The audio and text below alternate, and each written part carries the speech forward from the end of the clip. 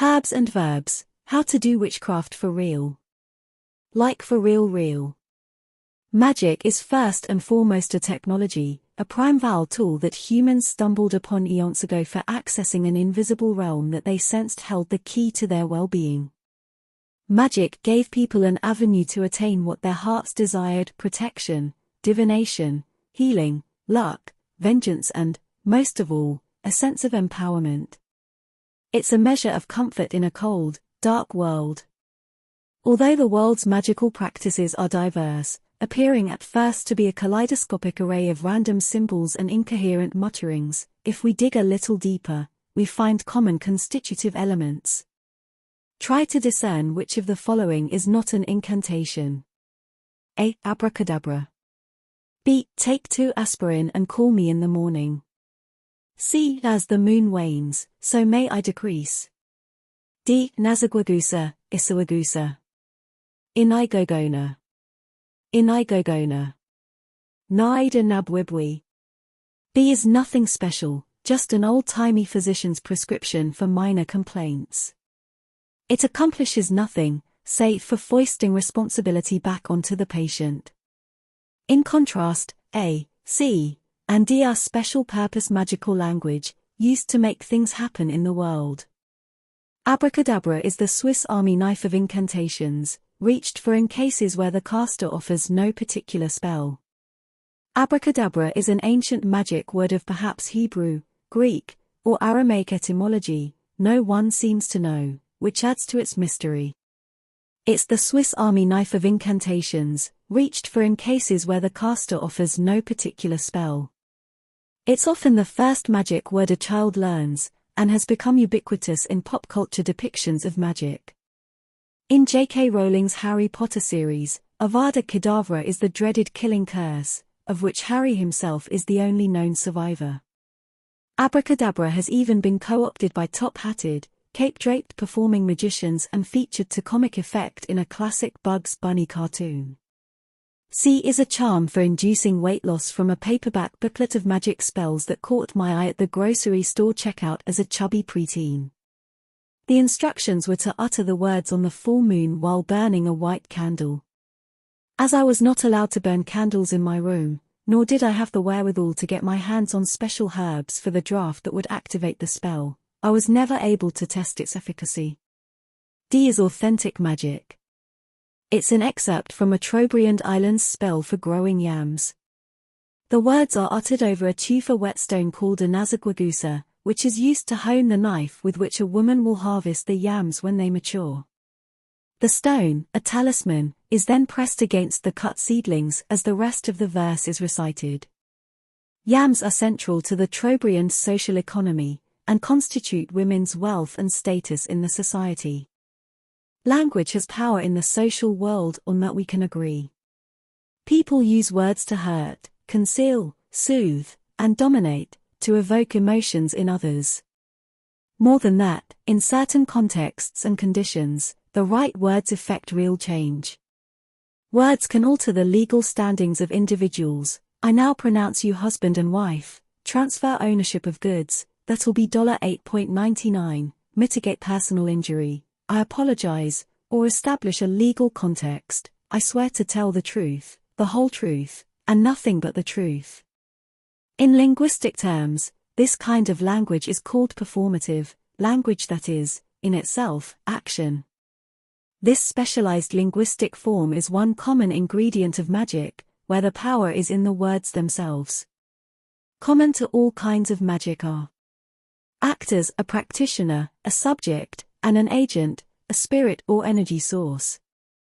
A decontextualizing of the language and actions from everyday life and resituating them within a special and powerful and abstracted, often mythic, context.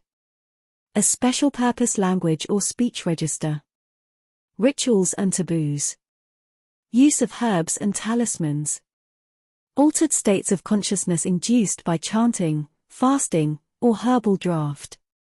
In the language of magic in 2 Old English metrical charms, the medievalist LMC Weston analyzes the poetic language of the 9 herbs charm, a healing spell dating to the 10th century CE. West also looks at Witchcraft, a popular charm for relieving a stabbing pain. Weston calls them magico-medical texts, in which ritual and poetry combine to create and enforce an altered consciousness, in which and through which magic can occur. They use performative language in Old English verse, magical numbers, multiples of 3, and a characteristic rhythm combining the alliterative structure of Old English verse with counter-rhythms that index its special status as magical. There is a lot of repetition. In Witchcraft, lines 6, 12, and 15, all multiples of 3, are practically identical in their refrain. Ut little spear, give her any sie. Ut little spear, give her any sigh. Ut little spear, give her any sigh. In subsequent verses, says Weston, the healer speaking the words over an herbal potion and knife, spear, becomes a warrior under a shield, engaging in archetypal battle with vaguely identified, supernatural enemies. In abstracting away from the particular battle depicted in the poem to a mythic realm, the healer draws on the power of that realm, collecting it in order to discharge it, producing the desired transformation, healing. It is, says Weston, magical in purpose and poetic in method. Spells have two distinct phases, the first one concentrating on gathering in power, the second on releasing it. Spells have two distinct phases, the first one concentrating on gathering in power, the second on releasing it, with focused intent, in a particular direction. In the case of Witchcraft, this is marked by a change in verb tense from the first to second half of the charm, which signals a shift from potential power to present use, also using the subject I to indicate the healer's agency. The recipient of the charm is also reframed, from the herbs in phase 1 to the patient in phase 2. The 9 herbs charm calls for an assemblage of herbs, chamomile, mugwort, lamb's cress, plantain, mayweed, nettle, crabapple, thyme, and fennel. These are crushed and mixed into a salve. The charm is sung 3 times over each ingredient and again over the patient and chanted as the salve is applied. If properly executed, the 9 herbs charm protects the patient from illnesses believed to come from toxins in the air. Incantations combining specialized language, plants, and symbolic objects are hardly unique to the Anglo-Saxon world. In Papua, New Guinea, the Trobriand Islands peoples have long been known for their reliance on magic. In Magical Conversation on the Trobriand Islands, the psycholinguist Günther Senf deconstructs the texts of 13 magic spells, showing how their magic works. Trobrianders have spells for black magic, for weather, healing, agriculture, fishing, dance, beauty, love, sailing and canoes, and anti-witch, or shark, magic. Magic pervades their cosmology. They employ a special register of their Austronesian kilovila, which they designate Biga Megwa or the language of magic. Incantations are understood as magical conversations with only one speaker. The magician speaks, or, they say, whispers, and the addressee, the interlocutor, a plant, animal, a topographic feature, or spirit, acts in the desired way, to bring about a desired effect. A number of conditions must be met. The magician must strictly observe cleansing rituals and food taboos. The correct magical formula must be repeated for the prescribed amount of time with no mistakes or omissions.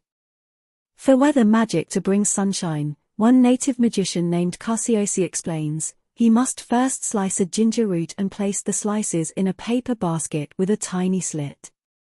While he removes a bit of ginger with his fingers, he recites a 144-line magical formula. He chews the ginger, spits it out, and recites the formula again. This may be repeated as many times as he pleases. The name of this spell is Magiokasi. Casiosi does not know what the name means. Magic words often have no meaning in the mundane world. In fact, this is a common feature of magical language. Trobriand magic, much like the Old English charms, relies on speech action. Cassios's incantation first addresses the clouds and rain using a special second-person plural form not used in ordinary speech. It orders them to retreat, invoking the names of the former owners of the magic.